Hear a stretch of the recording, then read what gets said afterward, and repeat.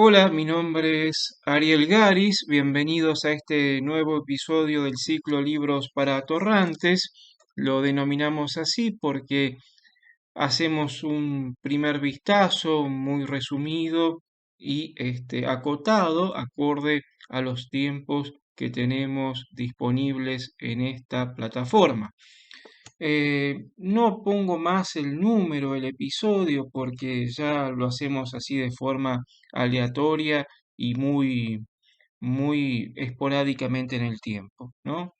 El año pasado tenían un orden más estricto, esta vez ya no tanto. Bien, es una ironía, atorrantes, nada más. En realidad sí hacemos una crítica sobre algunos textos sobre todos los textos que traemos aquí y sobre algunos una crítica más, otros más puntual, este, más detallada, otras más general, etcétera. Depende. Es solamente una broma. Bueno, sin perder más el tiempo, vamos a lo nuestro. Eh, Creo que es la primera vez que vamos a un libro de tipo periodístico, ¿no? Hemos visto historia, filosofía, arqueología, economía. Bueno, hoy vamos a algo de carácter periodístico, aunque el tema no ha escapado, por supuesto, a historiadores, a teólogos, a filósofos, etcétera. Se trata de una biografía sobre el sacerdote argentino del tercer mundo, el sacerdote de la opción por los pobres, ¿no? El querido Carlos Mujica. Le digo querido padre Carlos Mujicas porque en lo personal le tengo un aprecio muy particular, que ya voy a decir por qué al final de este video. Y se trata del libro El Inocente, ¿no? Vida, Pasión y Muerte de Carlos Mujica, que yo no conocía este libro y en una tienda, en una librería, perdón, que estaba abierta muy entrada la noche en la calle Corrientes, en Buenos Aires, conseguí. El libro es de María Zucarrat, que es periodista. Veo aquí que se ha desempeñado, lamentablemente no la conozco personalmente, pero que se ha desempeñado en varios periódicos de Argentina y de Hispanoamérica, y también que ha seguido, ¿no? La evolución del peronismo. Hay un trabajo de ella sobre Eva Perón.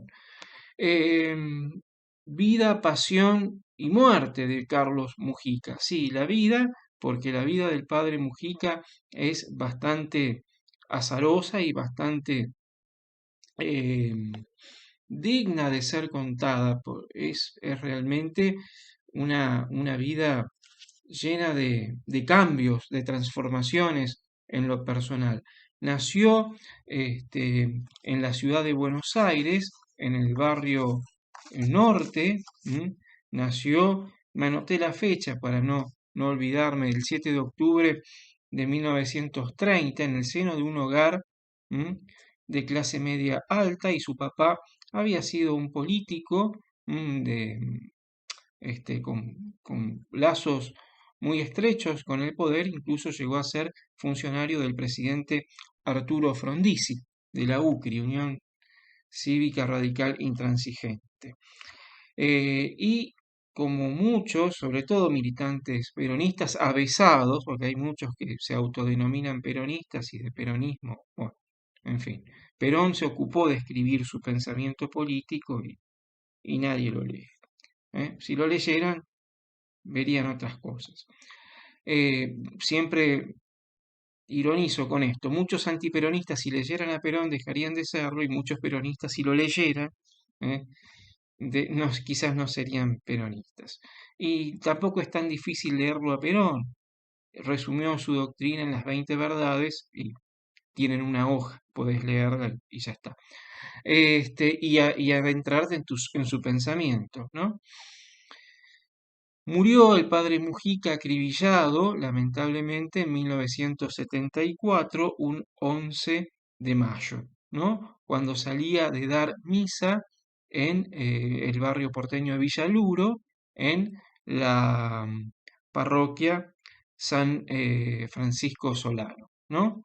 Eh, un comisario, Almirón, excomisario, allí lo esperó y lo fulminó, ¿no? A balazos. No murió en el acto, pero ese fue el desenlace del padre Mujica, que también recibió heridas de balas, un amigo suyo, Ricardo Capelli, ¿no? Que se salvaron. Fueron al hospital Salaberry, pero Mujica no murió en el acto, murió en ese hospital. Bien, dicho estos datos de rigor, continuamos.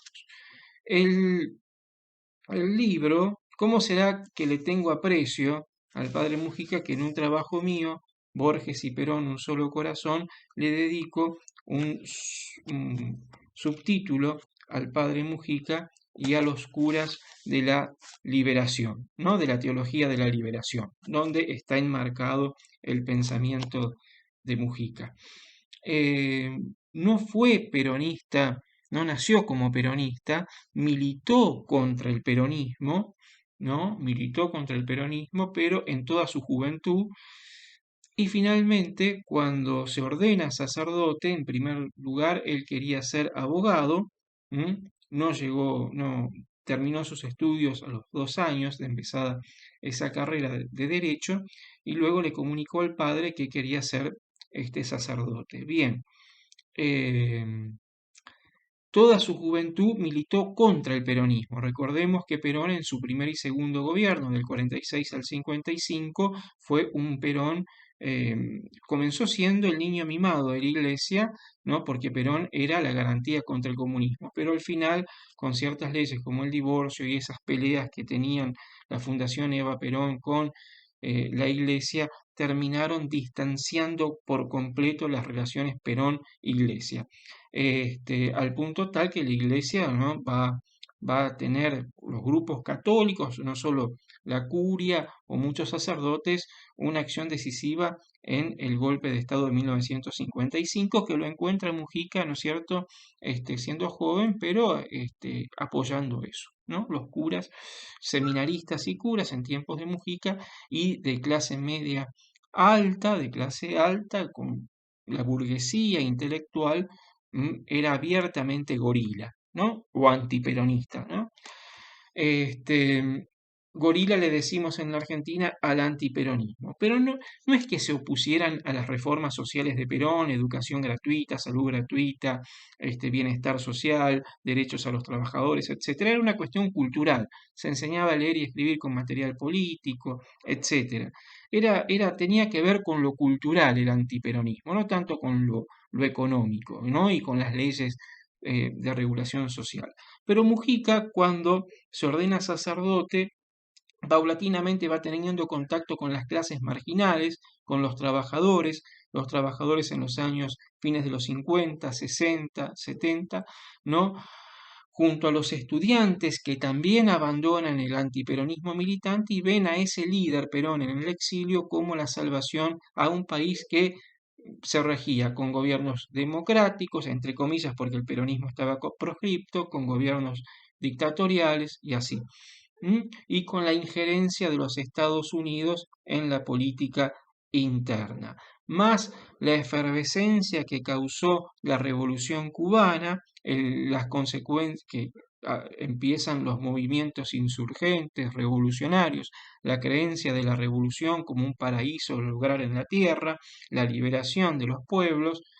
mm, Liberación. Alberti se preguntaba quién nos liberará de los libertadores. Bueno, sigamos.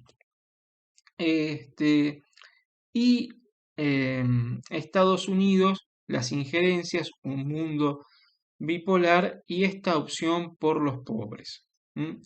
Los curas van a entrar en las villas miserias, los cordones en las grandes ciudades de Argentina, los cordones industriales, gente marginada, la migración interna y sobre todo en el Gran Buenos Aires y en los arrabales de la capital federal.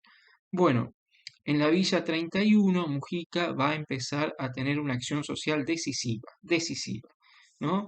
Y allí va a transformar su pensamiento. Sin Perón no hay patria ni Dios, encontró grabado una vez en un grafiti, por ahí, ¿no? En la ciudad. Y eso lo transformó su pensamiento y poco a poco va acercándose al peronismo. Pero lo hace a través de una corriente nueva dentro del movimiento de Perón, que es el peronismo de izquierda, los montoneros, ¿no? Que buscaban una fusión entre el marxismo, ¿no? La liberación y el movimiento nacional peronista, ¿no? Perón le tenía mucha estima al padre Mujica y Mujica fue leal a Perón hasta la muerte, ¿no? Pero ¿qué pasa? Perón cuando vuelve al país, en el 73, la masacre de Seiza, la interna peronista se transforma, como digo, en Borges y Perón, un solo corazón, en una interna nacional, ¿no? En una lucha, en una descarnizada entre los argentinos, ¿no? Se confundía la lucha entre peronistas con la lucha entre los argentinos y demás. Mujica está ya hondamente decepcionado con la izquierda, con Montoneros, que había ayudado a formar y que veía como un grupo peligroso porque había tomado las armas y para Mujica tomar las armas era un suicidio. Realmente lo era. Y entonces Perón en 1974, en mayo de ese año, expulsa a los montoneros de Plaza de Mayo. Al padre Mujica no lo quieren ya los montoneros, que lo consideran un traidor, la izquierda del movimiento lo considera un traidor, y la derecha del peronismo, liderada por López Rega, lo ve con distancia, ¿no? Este sacerdote, este cura, estaba con el marxismo, con la opción por los pobres, la teología de la liberación, esa consecuencia del Concilio Vaticano II. Es decir, Mujica estaba, como dice una famosa biografía de él, entre dos fuegos, entre el fuego de la derecha peronista y la izquierda peronista, ¿no? Pero sí estaba decepcionado con la izquierda y en unas manifestaciones públicas había criticado la acción del Ministerio el Ministerio de Acción Social donde estaba López Rega, que lideraba la acción, la Alianza Anticomunista Argentina. Y López Rega era el secretario, había sido secretario privado de Perón, ¿no? Y desde allí este, el padre Mujica tenía la amenaza constante de la AAA.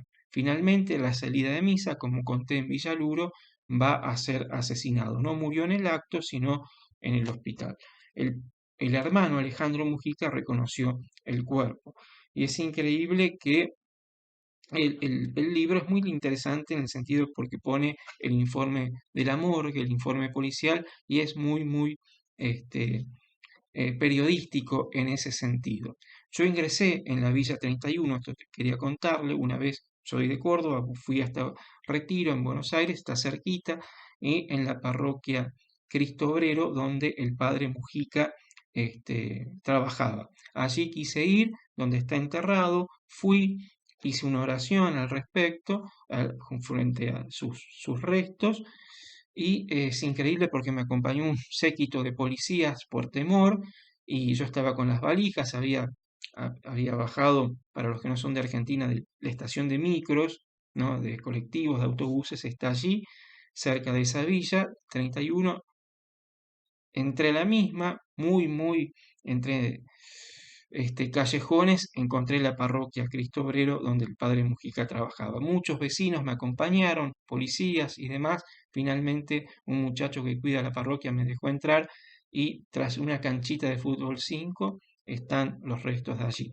Quiero ver la luz, ¿no? Con ellos, dice en la entrada, de una, un panteón bastante sencillo, como quiso vivir. Este, y al salir de allí quedé con esa gran preocupación. Mujica luchó por los pobres son cada vez más en el país. La opción por los pobres de los curas villeros del tercer mundo estuvo tuvo mucha fe, mucha movilización, pero finalmente los pobres en la Argentina optaron por una opción neopentecostal o evangélica. Bien, y el peronismo desvió gran parte de su base doctrinaria. Bueno, este fue mi humilde homenaje a un hombre que aprecio mucho como el cura Mujica. Chao.